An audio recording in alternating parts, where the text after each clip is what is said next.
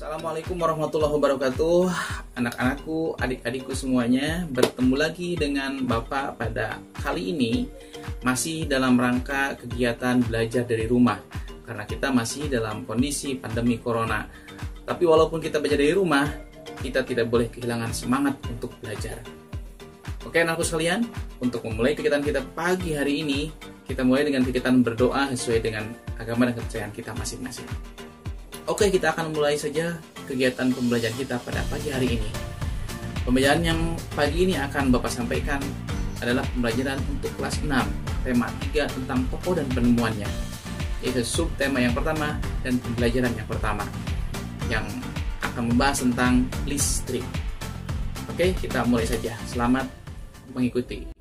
Adik-adik sekalian, mari kita mulai saja pembelajaran kita pada kesempatan kali ini. Yang akan kita bahas pada kesempatan kali ini adalah proses transmisi listrik. Seperti yang sudah adik-adik pahami bahwa ketika malam hari, maka matahari tidak lagi menampakkan dirinya sehingga alam menjadi gelap gulita. Namun kita di rumah masih bisa beraktivitas, masih bisa menonton televisi, masih bisa mencharge handphone kita, masih bisa mendengarkan radio, dan masih bisa beraktivitas yang lainnya.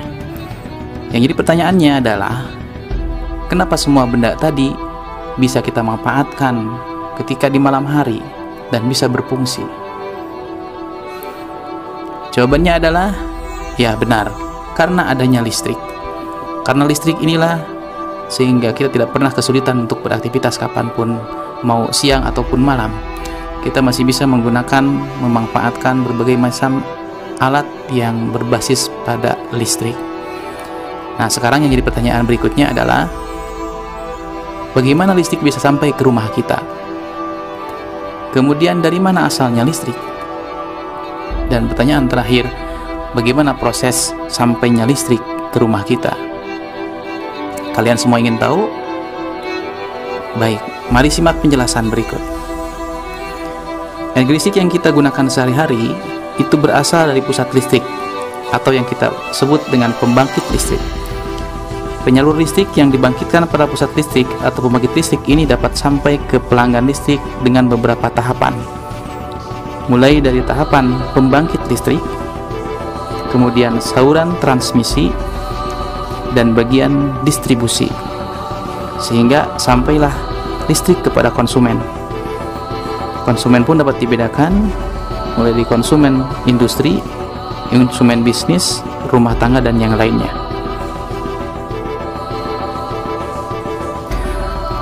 Sumber-sumber pembangkit listrik yang kita gunakan, yang dikenal di dunia, ada yang pembangkit listrik tenaga uap, ada pembangkit listrik tenaga panas bumi, ada pembangkit listrik tenaga gas, ada pembangkit listrik tenaga gas dan uap, ada pembangkit listrik tenaga air, dan ada pembangkit listrik tenaga diesel. Gambar yang sedang kita lihat sekarang, ini contoh pembangkit listrik tenaga air. Dengan pembangkit listrik tenaga air ini, air yang memasuki ke mesin transmisi itu akan menggerakkan turbin, dan turbin yang bergerak akan menggerakkan generator. Dari generator yang gerak inilah akhirnya mengeluarkan energi listrik. Energi listrik yang dihasilkan oleh generator pembangkit listrik biasanya berkisar antara 11 kV. Kemudian tegangan 11 kV ini dari generator akan dinaikkan oleh trafo step up namanya, menjadi tegangan tinggi 70 kV dan 150 kV, atau sampai dengan tegangan yang ekstra tinggi yaitu 500 kV. Tujuan dari penaikan tegangan ini adalah bertujuan untuk mengurangi kerugian akibat hambatan pada kawat penghantar seketika proses transmisian. Nah, tegangan yang sudah dinaikkan tadi kemudian akan ditransmisikan melalui jaringan saluran udara tegangan tinggi atau SUTT, atau melalui saluran udara tegangan ekstra tinggi yang kita kenal dengan istilah SUTET. Yang dari sini listrik akan digerakkan menuju ke gardu induk. Gardu induk ini adalah gardu-gardu yang ada di daerah-daerah tertentu yang difungsikan untuk menurunkan tegangan listrik. Tegangan listrik yang voltasenya 500 kV tadi akan diturunkan menjadi tegangan menengah 20 kV. Setelah diturunkan, selanjutnya tegangan menengah 20 kV ini kemudian disalurkan menuju saluran distribusi atau saluran udara tegangan menengah, yang kemudian disalurkan menuju ke trafo-trafo pendistribusian. Pada trafo-trafo pendistribusian inilah voltase kemudian diturunkan kembali dari 20 kV menjadi 380 dan atau 220 volt. Dari trafo-trafo ini kemudian akan didistribusikan, disalurkan melalui saluran udara tegangan rendah ke rumah-rumah yang menjadi pelanggan listrik melalui meteran-meteran listrik yang ada di rumah masing-masing.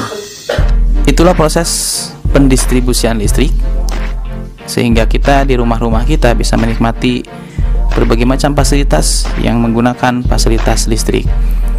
Proses yang panjang ini seharusnya menjadi bagian dari kesadaran untuk kita semuanya agar tidak menyia-nyiakan energi listrik yang sudah ada di rumah kita masing-masing. Mari kita bersama-sama menghemat energi dan sampai jumpa pada pembelajaran berikutnya. Halo sekalian, baru saja kita belajar tentang listrik dan bagaimana listrik bisa sampai ke rumah kita. Mudah-mudahan pembelajaran yang kita ikuti hari ini menjadi ilmu yang bermanfaat untuk kita semuanya. Selamat belajar dan lanjutkan terus belajar kalian.